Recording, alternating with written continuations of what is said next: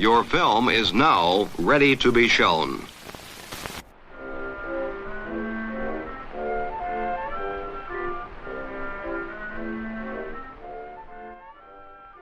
Good morning.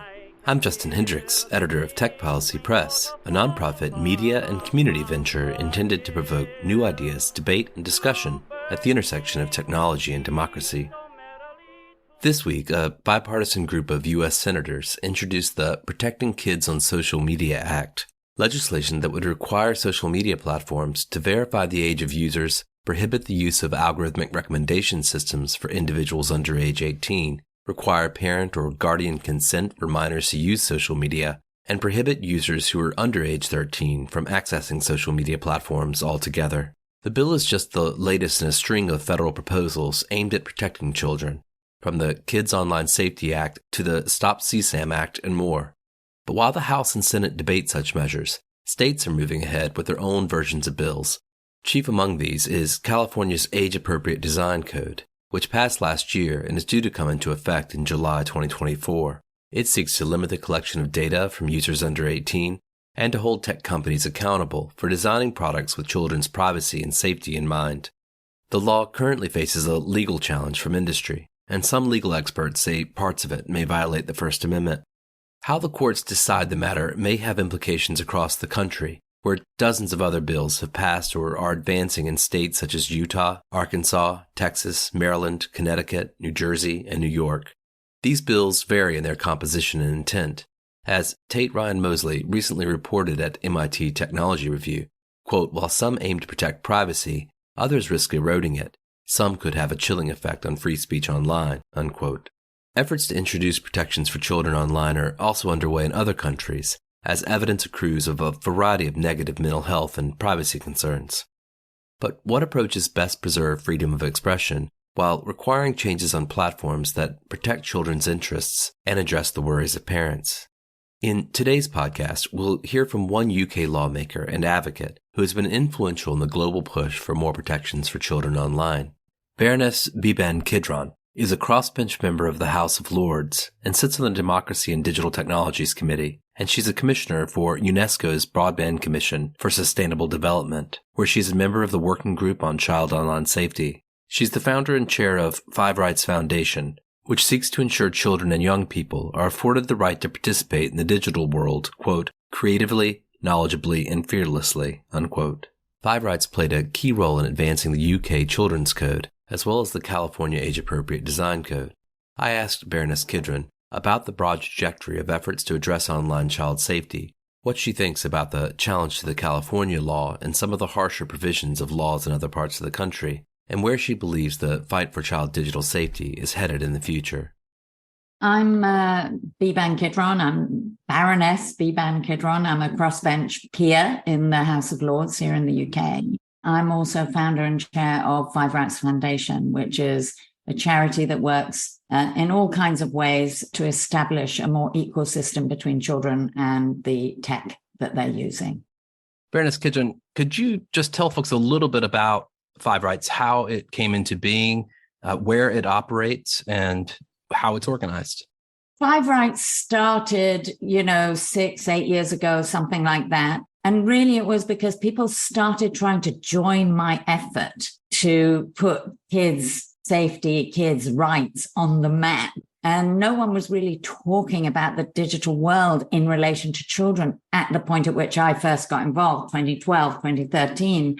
And as I started moving into that space, people started wanting to join. And I realized I needed an organization for them to join with.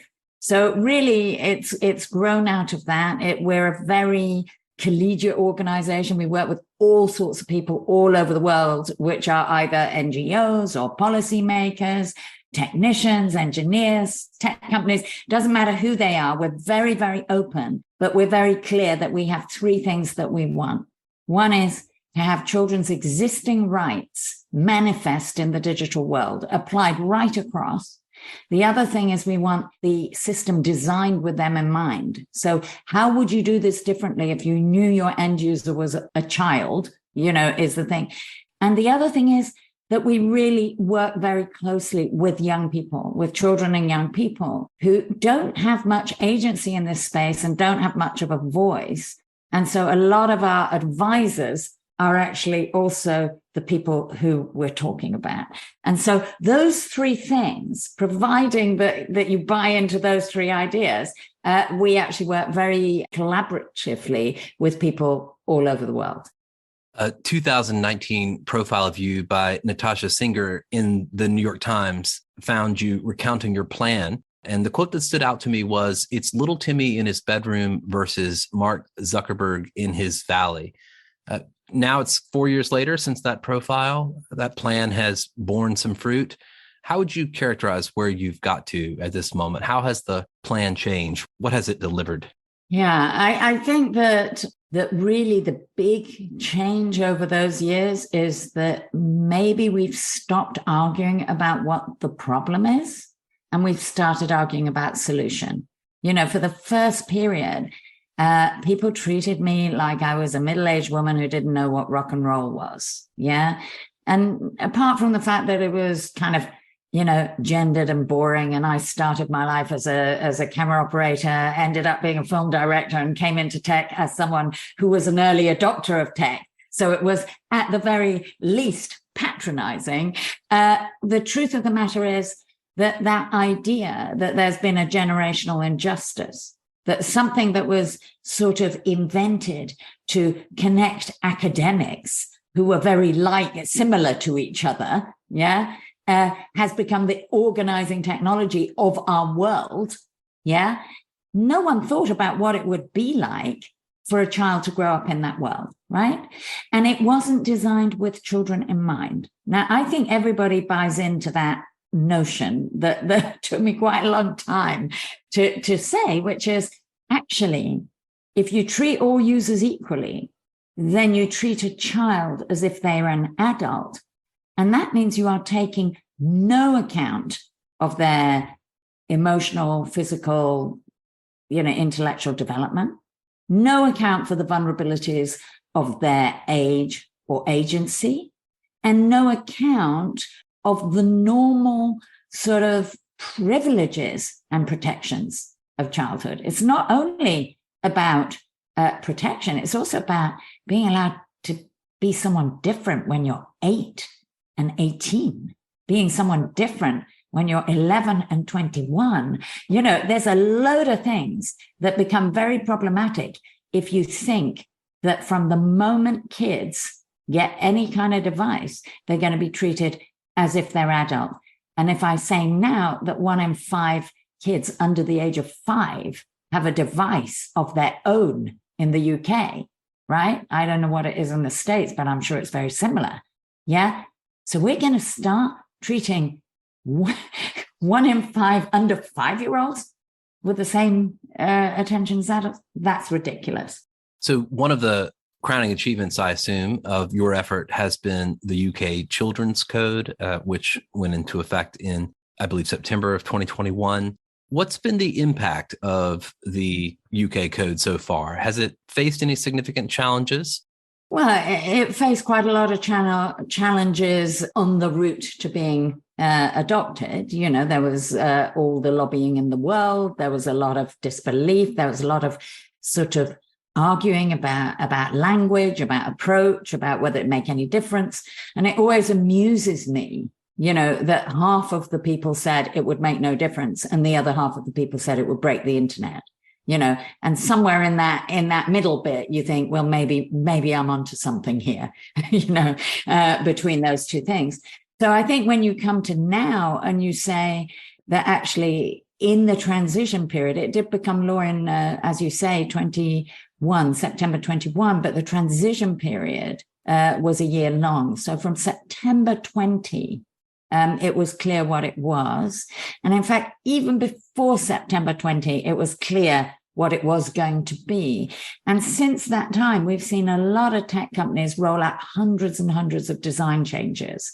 Now, in the beginning, they used to pretend that they were just fantastic about child safety and it had nothing to do with the upcoming code. In a period that shortly followed that, where they were being regularly hauled into Congress and Parliament and, the European Union, they started saying, oh, no, we're fantastic because we do the age-appropriate design code. So they went from denial to adoption rather swiftly. But maybe the most interesting thing is to kind of look at what they started to do and the kinds of things. And as I say, there's hundreds of small changes. So, we can't go through them here. But the sort of eye-catching changes, if you like, are, when TikTok actually stopped notifying under 15-year-olds at 9 p.m. and under 17-year-olds at 10 p.m. You go, oh, they can design for different groups. Yeah, evolving capacities. And actually, it is a harm to keep kids awake and notified throughout the night. And in fact, Harvard does show that teachers teach at the level that the tiredest child can manage, and so on. So there's one. Meantime, Instagram, TikTok both took out direct messaging for under 18s from unknown adults. I mean, when I say that, mostly people go in horror and clutch their neck and they go, why was that allowed in the first place? Unknown adults to kids who are basically, parading their wares from their bedrooms is not a good look. Yeah. I think, interestingly, Google took out 18 plus apps from their app store, just so that you couldn't see them if you went in as a kid. It wasn't about whether you can download them or can't download them. It was just like, if they're 18 plus, forget it. And we all know what 18 plus means. It's not, we're not talking about meaning that they can't, look at Fox News or the New York Times. We're talking about adult dating sites and pornography and, the kinds of things most people don't want kids to have access to. And on it goes, a lot of really interesting changes and a lot of very subtle changes and a hell of a lot of changes. So I'm sure some of those changes perhaps were more pronounced when you brought the code from the UK into a US context. I understand you and your foundation were heavily involved in the drafting of the California age-appropriate design code. Are there differences between the countries that make it more challenging to implement the vision that you had for the UK code in the US? If you don't mind, I'm just going to slightly reframe that question. I will answer it, but here's the thing. I think it is fair to say I did not have a vision of, the UK code being everybody's code. What I had was a vision of how you would design for children if you thought about them for half a second, right? And, what has happened is people who have been struggling with this issue have suddenly gone, oh my God, the UK has a code. Why don't we have a code? Why shouldn't California's children have the same protections as the UK? And they ring up, right? And I go, yeah, you should. It's not that difficult. Do it, right? And I do think that some of its professional detractors, if I might put it that way, like to sort of treat it as if it's a personal mission of one person sitting, in an unelected chamber in the UK. I do have a personal vision, which is to build the digital world young people deserve. Yeah, that is my vision, and it's entirely personal to me. I do not control the way other people in other jurisdictions approach that. And evidence of that is that I also work with the IEEE, who are trying to create technical standards for children. Yeah, I also work with the Council on the Rights of the Child, who are trying to take a rights approach. I also work with the African Union, who are trying to make sure that the ways that we protect kids don't take so much infrastructure that their community can't afford it. And I also work with a lot of enforcement and specialists in the area of child sexual abuse and violence against children to make sure that's not happening. And also, and we may get to this, I have a very particular interest in looking forward and not back. And I think if I had a criticism of most of the efforts around the world, It's that they are actually trying to regulate what is already past, and they're missing the boat again on what's about to happen. And so, you know, in reframing the question, I go, I was absolutely delighted, you know, to help, whatever help I could be in California, and say, look, this is my experience. This is what I think works. And yes, if you align, then we can, you know, we can marry the same cases and indeed other US states. But, you know, even before California, Ireland had done it. You know, this is not a kind of one-stop shop. And I think that's really important to understand. I do just want to press you a little bit on, you know, some of the context in the United States and see what your thoughts are on it. Of course, you know, in California, there is a substantial legal challenge to the bill. NetChoice is leading a challenge, arguing the bill violates the First Amendment, giving the government unconstitutional control of online speech. You've got some of those professional experts that you referred to, like Santa Clara University School of Law's Eric Goldman, who raises similar concerns about online speech. What's your sort of thinking on that at the moment? How does this law comport with the kind of U.S. First Amendment context? Well, I am just really bewildered, if I might say, about their focus on speech. Because A, this is a data protection code, and B, it's a design code, and C, the way you get to it is you do a risk assessment of your own service and say, am I going to damage kids? It doesn't say anything about content. It's not a content moderation code. So what they're doing is they're going to their legal, you know, they're going to their cabinet, they're pulling out their last legal attack on whoever did whatever they did, and they're shoving it at us. And I think what it is honestly, I think it's flag waving. It's saying, hey, we're going to come after you if you do this. Don't think about copying the California code. You know, we're coming after you. There is nothing about the First Amendment in this code. There is nothing. There are other issues you could raise against the code, but it simply isn't about content. It's not about speech. Yeah.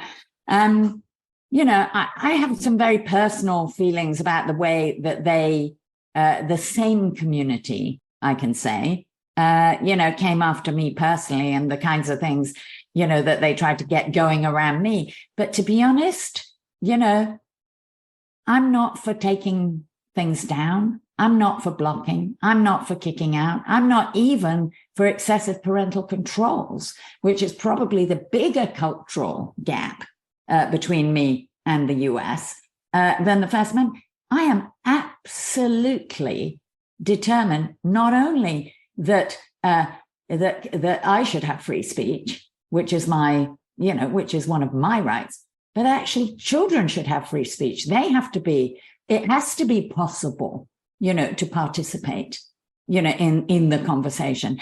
And none of what we're doing here with the code is doing that. What the code does is it says it's not a corporation's God-given right to exploit children, monetize children, or harm children for commercial gain. Yeah. And that what you got to do is actually check whether you're doing any of those things before you do them and take some steps to make sure you don't. And if I might make even one more point on that issue is that, you know, there are people, and we may get to it, about the various things that are popping up in states that I have absolutely nothing to do with, you know, that are very, very controlling, right? And there are, you know, a colleague of mine said this actually, you know, in a debate in the Lords, and he basically said, you know, are we going for an airplane kind of level of safety, you know, where absolutely everything is about safety because you want zero accidents. Yeah. Or are we going for a driving car kind of safety where we accept that there are a level of accidents, but there's rules about the car, there's rules about the driver, there's rules about the road, and there's rules about the pedestrians. Yeah. And that is what we're going for here. The code does not take out all risk. It is not 100% secure. You don't get to have the code and then you don't have to worry about your kids. It's absolutely not that. It is just really much more like saying you would not ship a car without brakes, without a rearview mirror, without an airbag, without a thing, and then put a 12-year-old in charge. You just wouldn't do that. We don't do that. This is actually normalizing online life in a way that online or the digital environment has become normalized. If we weren't all living in it 24/7, we wouldn't need to worry about how it affects kids. But since we are, why do we have different rules? And this sort of era of exceptionalism, I think even the more nuanced free speech advocates are beginning to say, free speech is not the same as, free reign over every thought, behavior, action that we take 24/7. I'll query you just a little further on this, because part of the argument is that age assurance creates barriers for children to engage with internet content, that chills speech, that it potentially creates barriers to participation. Are there differences in the way that age assurance has worked in the Children's Code in the UK with the way that it's described or implemented in the California law that you think are important? I actually think that there's a difference between the way it's spoken about in the media. I don't think there's actually particularly a difference in the law, if you see what I mean. So on age assurance, I think the first thing to say is, can we stop pretending it doesn't happen already? Yeah. That, when you log in using Facebook, one of the pieces of information they share is your age range. Yeah, that's 42% of people on the earth. It's ridiculous. It's a sort of a silly argument that actually it's not only that they know your age. In fact, in gameplay, you can work out the age of a child to a 93.4% accuracy in 10 seconds from how they move their body. And also, if you are one of the millions of people who are wearing one of those, watches, they don't just know your age. They know when you had sex last. So, I think we've got to just put the knowing of age into the context of how the world is right now. Yeah. Then if you go back and say that actually, if you look carefully, it doesn't say, we got to know who you are, and age and identity is very separate. It doesn't actually say we've got to know exactly your age. What it suggests is that depending on the risk, that you do the minimum viable product. And there is many, many, many routes to that, whether it is behavior, whether it is biometrics, whether it's being told by a third party, whether it's actually going via, there's fantastic things happening here around checking, schools and having tokens of age related to schools and so on and so on. But my point is, that let me ask you the other way around. On the whole, the large variety of people, in fact, a huge majority, more of a majority on this issue than on possibly most social and political issues, would like kids not to be routinely delivered pornography, would like kids not to be routinely contacted by people, for sexual activity, would like, not for kids to have strangers coming and talking to them, et cetera, right? So my point being that actually, I think there's going to be age assurance in those other areas that we concern about, as a society. And I don't know what it is in America, but here it is, I think, something like 92% of parents would like age assurance around those things. So on the one hand, we get that. The question is not whether we have age assurance. It's, is it private? Does it work? Is it secure? Does it undermine the rights of adults? Does it kick kids out where they shouldn't be kicked out? And if you notice what's in the code, it says it must be proportionate to risk. Low risk, low assurance. Yeah. And the last thing I want to say about age assurance is I am kind of, wryly interested in latterly a lot of the cases going against companies who have failed to uphold their own limit of 13. Yeah. And you kind of go, I didn't invent 13. I don't even like 13. But why is it that they are bleating about age assurance when they're failing to uphold their own rules? And when you put it in that complexity on the one hand, yeah, and then you start to look at all the different ways in which age assurance is now being achieved. And a lot of it's is a lot less intrusive than it is sort of managerial. You ask someone their age in one way, they lie. You ask it in another way, they don't lie. If they lie, you don't let them back in again. You ask them later and they forget what name, there's lots of layers of doing it that you don't even need to know who, why, what, or any other piece of data about them that are perfectly adequate in order to deliver their data rights or information in a way that they can understand, et cetera, et cetera. And then there are some very hardcore ones. But I would maintain if you're buying a knife here, which is 18, or a gun in the States, which is whatever it is in different states, you want to have a robust version. And if you're doing it to give them a video about their privacy rights, you really don't care. Roughly speaking, knowing what their age is so that you can deliver something good to them is a good thing. So I actually think it's a little bit like the First Amendment debate. If you really, really want to make it so extreme that there is no nuance, it looks terrible. But actually, when you get into the reality, it seems to me a very poorly held debate. You've already pointed to the fact that there are other children's safety bills that are being advanced across the U.S., and I want to talk a little bit about those. But I guess I'll just, kind of, as you have, perhaps drop the veil my kind of personal considerations in this matter. I'm a parent. I have young children who use digital media, and I'm aware of the various challenges to that, the way it impacts both their lives and moods and attention and even family dynamics, as I'm sure many of the parents listening to this may be. But I'm also sympathetic to, some of the concerns, particularly around some of the bills we're seeing pop up in other parts of the U.S. who are worried that things may be going a bit too far. There are these variants of these age-appropriate design codes, children's safety bills, where, there's clearly a kind of authoritarian intent.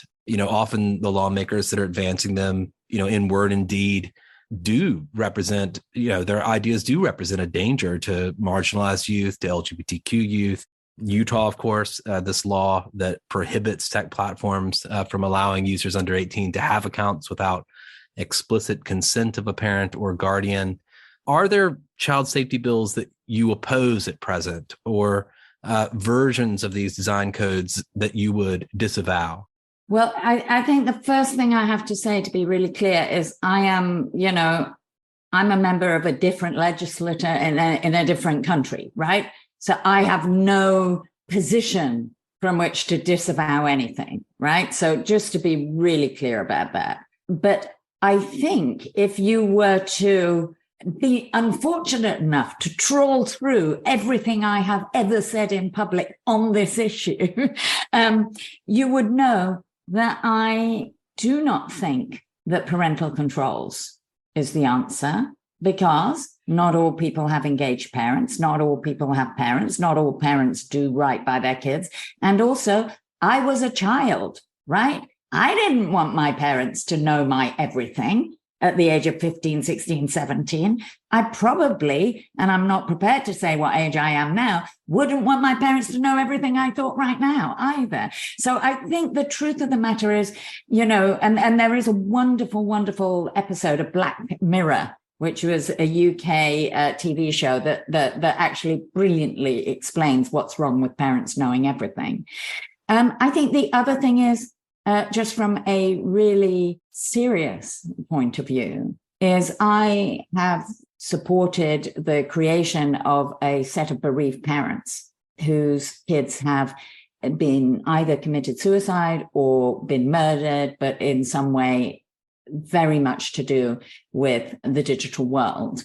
And in a recent meeting in which each of 5 of the families told politicians what their experience was, 4 of the 5 had parental controls. So I think it's a false dawn. It's a false dawn.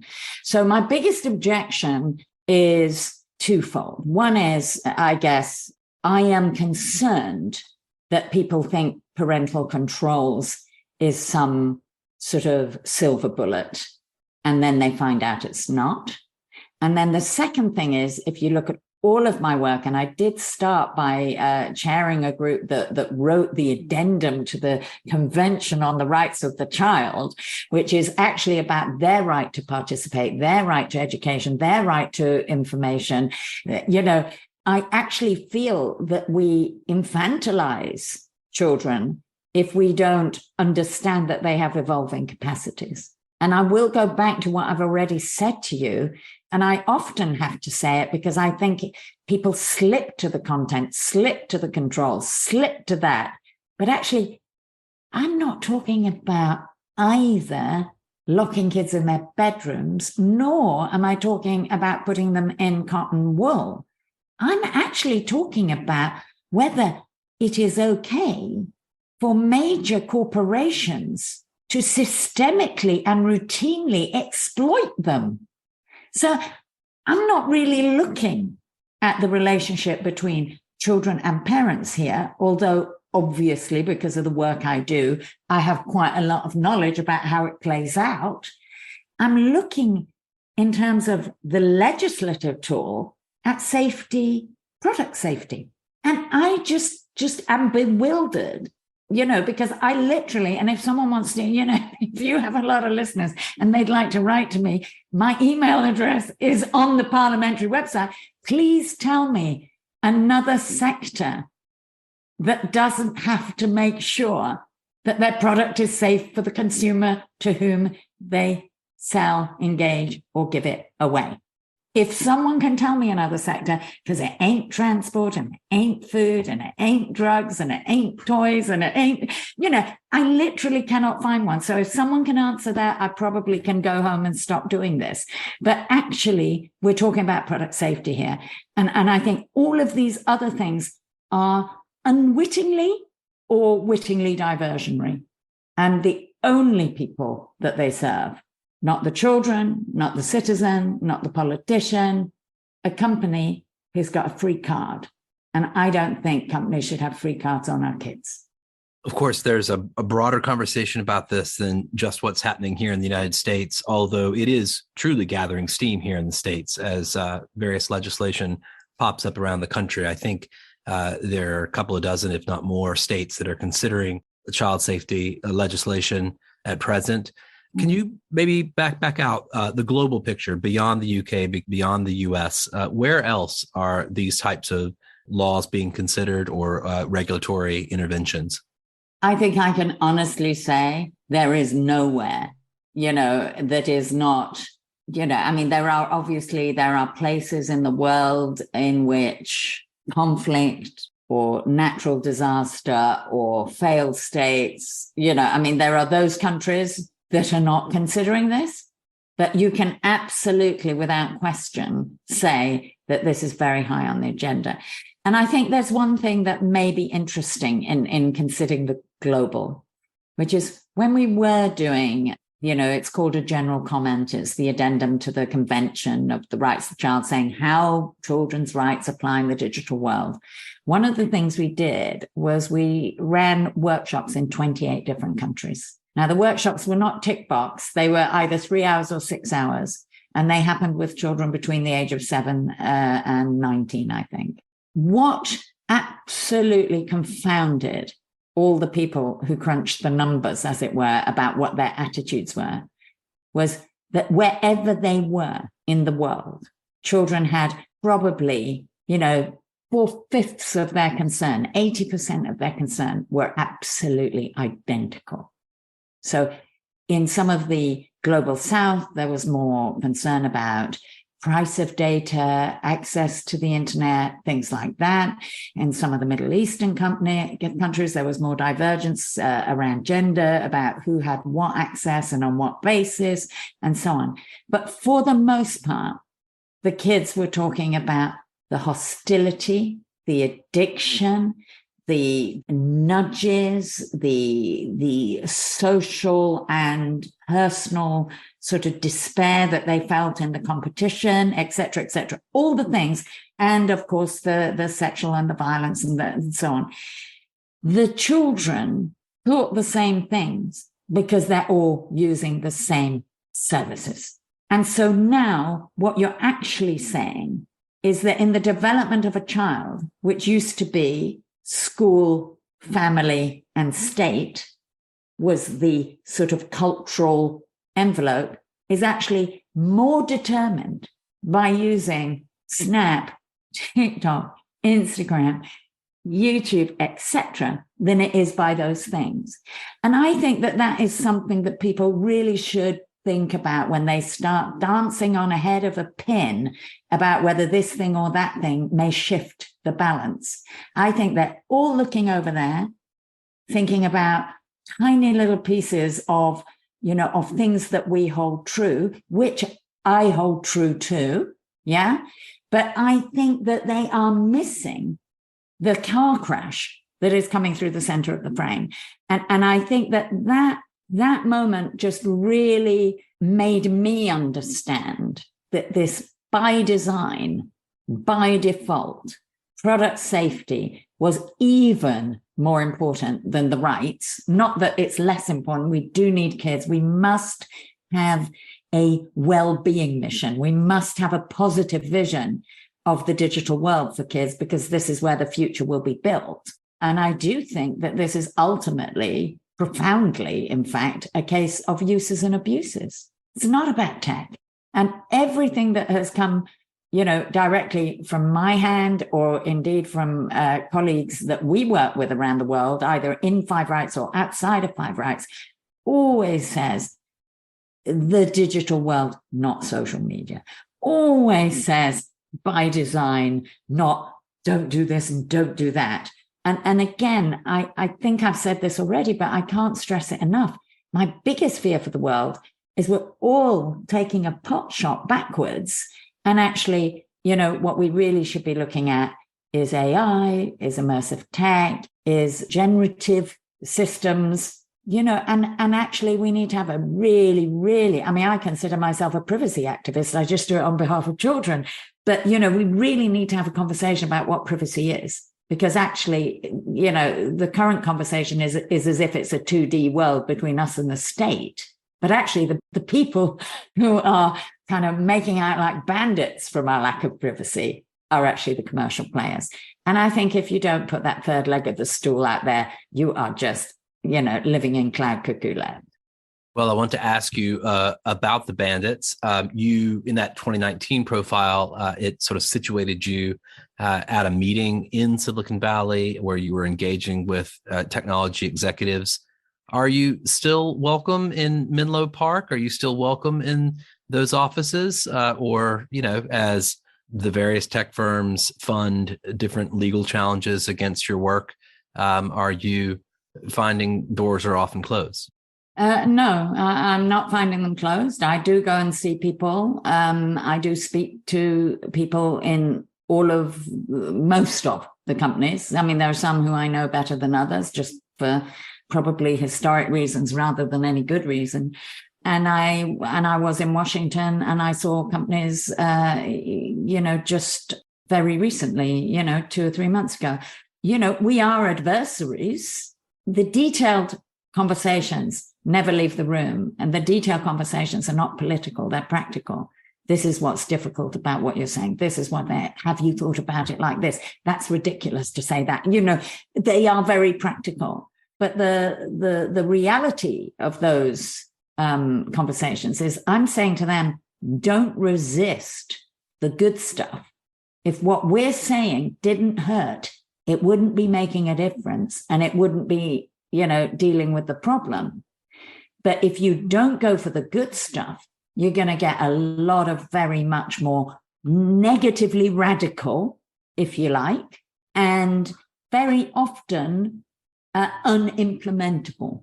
I come back to the beginning of our conversation and go, Yeah, again and again, I've been told it's fluffy, it's woolly, it's what does best interest mean? What does this mean? What does that mean? But you start with a service, you start with a risk assessment, you get the principles written up on Post-it notes next to you. You do know what to do at the end. It is a system of design, keeping kids in mind. And that is not the most we should expect from the tech sector. It's the least. I actually think that they push it away at their peril, actually.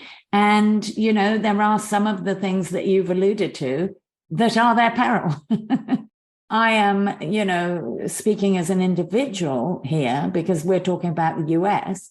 I'm not speaking as a politician, but, I have spoken to a lot of parents groups. I've spoken to bereaved families. I've spoken to families with addicted kids who are willing to do anything to play one more route on the game. This is not a happy place. This is a sort of a collective torture of a group of people to whom we owe a duty of care. And I think you've already said, you're someone with, at least one small child in the house.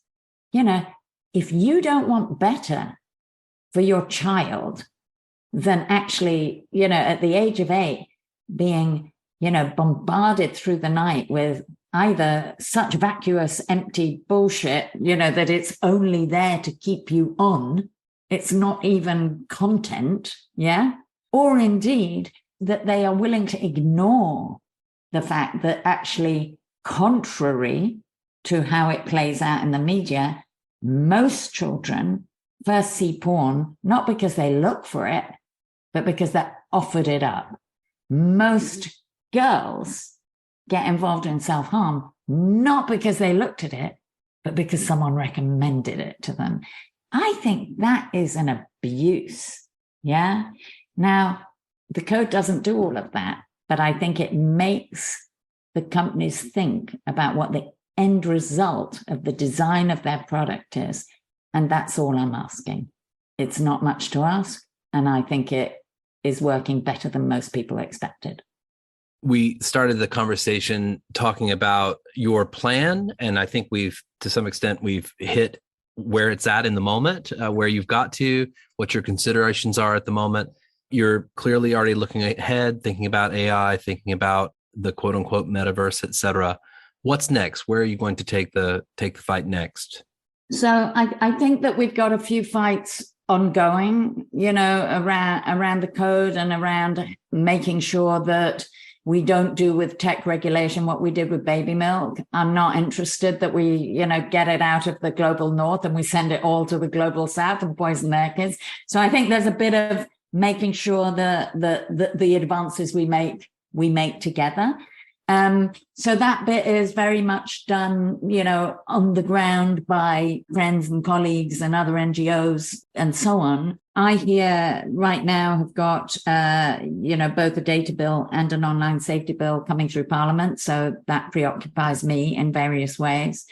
But if you want the plan, I have recently become a fellow in the computer science department at Oxford. And I plan to do some work on contestable AI, on, verification of information, not only age, but in general, what does that look like? And on measurement of harms. And also I'm looking at the legal language around the metaverse to see what taxonomy, so that the metaverse isn't a place where everything ghastly happens, but nobody's touched, as it were. So those are my areas of concern. And obviously I look at everything through the lens of the under 18, through the child. But, I am a citizen myself, and I'm interested in the fact that when I get attacked, I always get attacked for my gender. Yeah, it starts with that. So I have personal interests in this area, and I'm very, very worried about the news and the news cycle and all of that. There's plenty to worry about, but those 4 things, making sure that we don't do the same thing again. I spent 10 years, trying to persuade people that not only there was a problem, but there's an answer.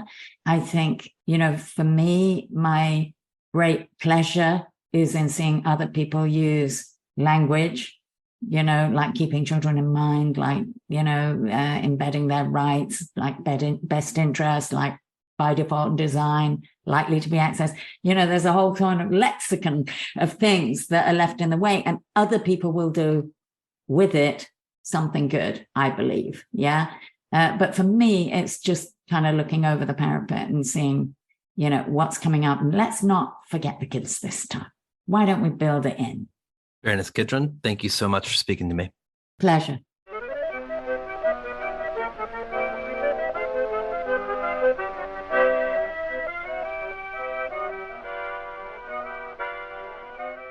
That's it for this episode. I hope you'll send your feedback. You can write to me at justin@techpolicy.press or find us on Twitter @techpolicypress. Thanks to my guest, thanks to my co-founder Brian Jones, and thank you for listening.